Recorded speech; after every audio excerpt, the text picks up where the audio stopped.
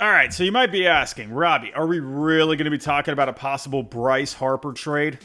You can bet your buns we are. Why are we even talking about this? Where is this even coming from? Why are we talking about a Bryce Harper trade? Well, Dave Dombrowski made these comments recently. I mean, in Bryce's case, of course, he's still a quality player. He's still a all-star caliber player. He didn't have an elite season like he has had in the past. I guess we only find out if he becomes elite or he continues to be good. Can he rise to the next level again? I don't really know that answer. He's the one that will dictate that more than anything else. I don't think he's content with the year that he had. But when I think of Bryce Harper, you're thinking elite, right? You're thinking one of the top 10 players in baseball, and I don't think it fit into that category. But again, very good player. I've seen guys at his age level off, or I've seen guys rise again.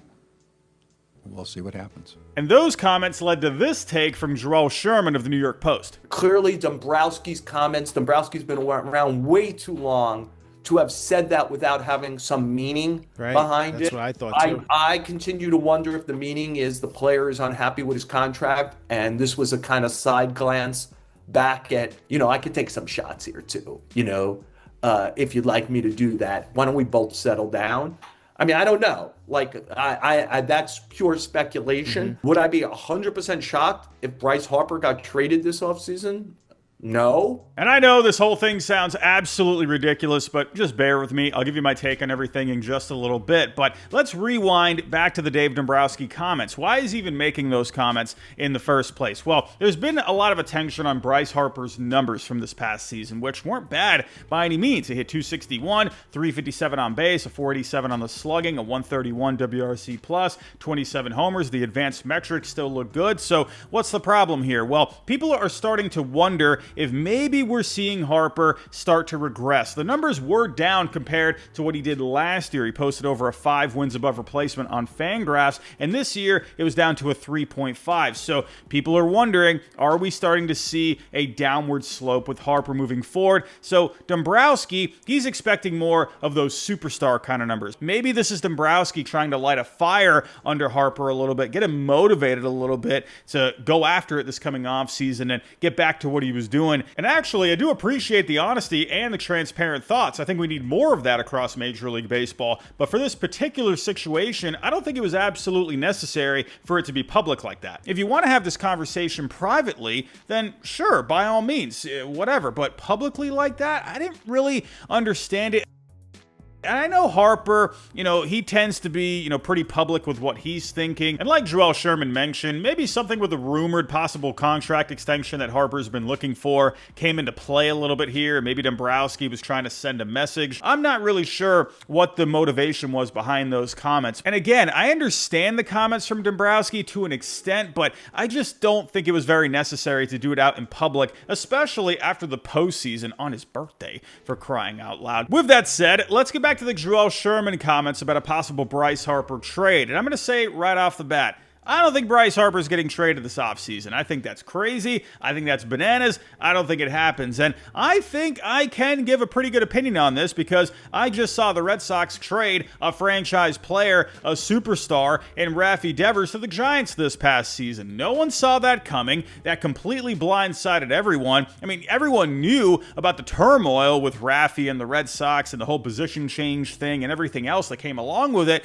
but no one saw Rafi getting traded, especially in June, right in the middle of the season, after the Red Sox were on a hot streak. The Red Sox were looking very good at that point, and then all of a sudden, breaking news, Rafi's going to the Giants. So anything can happen, but this is a little different here. With Bryce Harper, again, he's your franchise player just like Rafi was. The Rafi situation was different though because he's younger than Harper, only just about to go into his late 20s, so a team like the Giants were more comfortable taking on a long-term contract like that, and the relationship between Rafi and the Red Sox was strained. Remember, they signed Alex Bregman to play third base. That eventually moved Rafi from third to DH, a move he wasn't very comfortable with in the beginning. He didn't want to move off of third. He eventually warmed up to it, and then mid-season, Tristan Casas went down, so they asked Rafi if he could play first base, but he didn't want to do it. So in the end, the Red Sox wanted to move on, and they sent him to San Francisco.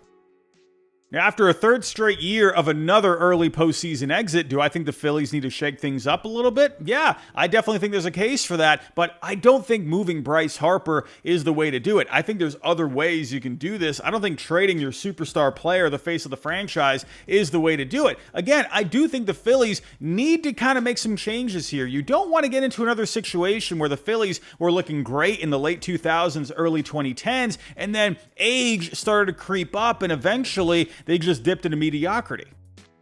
Now, if you take the emotional attachments out of the equation, I do see some arguments in trading him. Now, that's not what I would do. I would rather keep the face of the franchise in the fold to try and help you in a World Series. That's why you brought him to Philly in the first place. I don't think you should trade him mid-contract. But again, I do see the arguments. He's got 6 more years left on his contract, just turned 33 years old. Historically, players start to regress around this age. So you are going to be paying him this money over the latter half of the deal. And getting out of this contract would give the Phillies a bit more financial flexibility to go out there into free agency and make some other moves, maybe even make a run at someone like Munetaka Murakami, who is pretty young, coming out of Japan, has a lot of power from the left side. I could see the Phillies being interested in that. And with Harper, because he does still have good value, good trade value, you would be able to bring back some prospects. And with the Phillies farm system right now, you do have some good guys at the top, but as a whole, the Phillies farm system isn't ranking very well. But I still think with Harper, there's more productive seasons in the tank. Sure, he just turned 33 years old, but that's not like it's 45 for crying out loud. He could definitely still put up some productive years. I mean, go take a look at someone like Freddie Freeman in his mid-30s, still putting up great numbers. Paul Goldschmidt was putting up good numbers in his mid-30s. So there's no reason why Harper couldn't be a productive player over the next few years. Again, I do see some arguments into moving him from the financial point of view, but to me, I think you got to keep him in the fold. He loves Philly. Philly loves him. He's going to sell tickets. People come to see him. People pay to see Bryce Harper. He's going to put butts in the seats. That's important to the owner, John Middleton, who does really want to win a World Series, but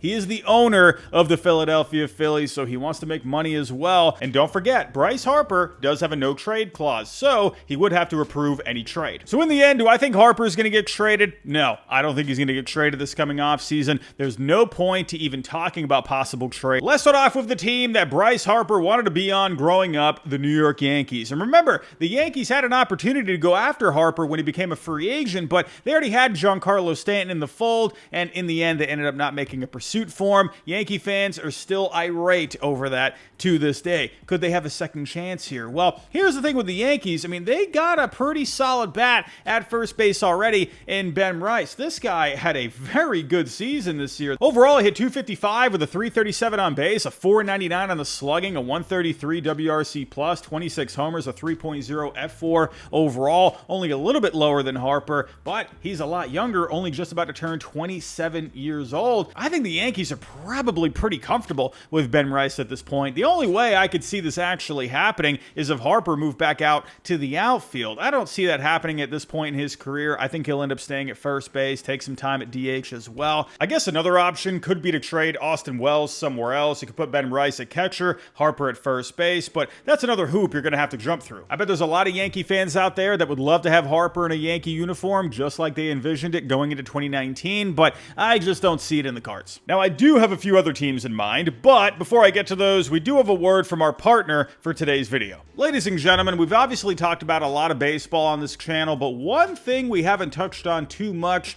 are baseball cards. Now, when I was younger, I was into the Pokemon cards, the Yu-Gi-Oh cards, but when it came to baseball cards, I remember I had cards like Mo Vaughn and Pedro Martinez that I loved, but today there's an even better way to collect cards, even if you're just getting started or looking to level up your collections, and that's with Arena Club. Now, with Arena Club, they have the original slab packs. It brings all the excitement of ripping packs just like we all like to do, but the cool thing with Arena Club is you can buy, sell, and trade them all in one place on their digital platform. Now, with Arena Club, it makes it easy to chase those rare grail cards like a 2022 Finest missed Shohei Ohtani cards. You can flip those slab packs, and you can keep your collection growing with the cards that you love. Every pack includes real graded cards with grails worth 20 times or more the pack price. And in fact, we're going to open a slab pack right now. Let's see what I get. Oh man, we got Evan Carter. The last couple of years have been a bit of a struggle for him, right? He's had a lot of injuries, but go back to the postseason in 2023. This guy was on absolute fire. I think this card could end up having a lot of value, especially if he can get himself going again. I absolutely think he can. He's a very talented player,